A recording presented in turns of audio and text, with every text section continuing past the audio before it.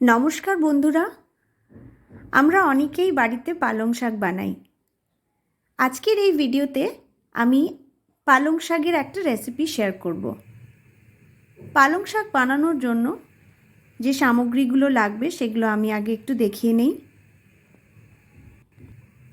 পালং শাক, রসুন, পাঁচফোড়ন, শুকনো লঙ্কা, হলুদ আর নুন।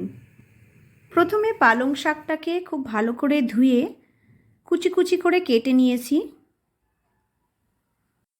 একটা কড়াই গরম করলাম, তার মধ্যে বাটার দিলাম। বাটারটা গরম হলে শুকনো লঙ্কা দিয়ে দেব।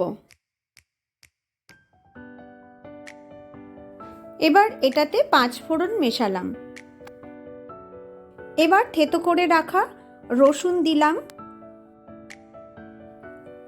তারপর কেটে রাখা পালং শাকগুলো দিয়ে দিলাম।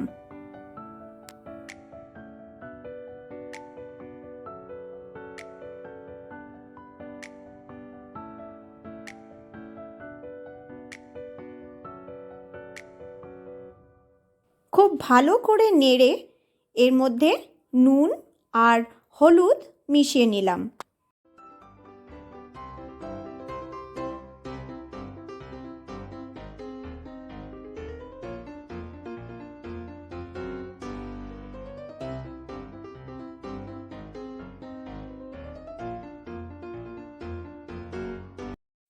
এরপর পালং শাক থেকে যে জলটা বেরিয়ে আসবে সেটা শুকিয়ে নিতে হবে।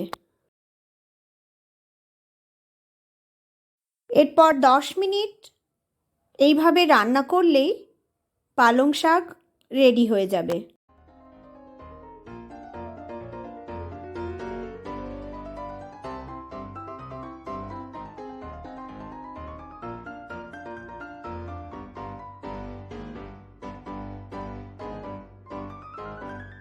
এটা একটা খুব সহজ পালং শাকের রেসিপি আমি শেয়ার করলাম। যদি আপনাদের ভিডিওটা ভালো লেগে থাকে তাহলে অবশ্যই লাইক এবং সাবস্ক্রাইব করবেন। Thank you so much.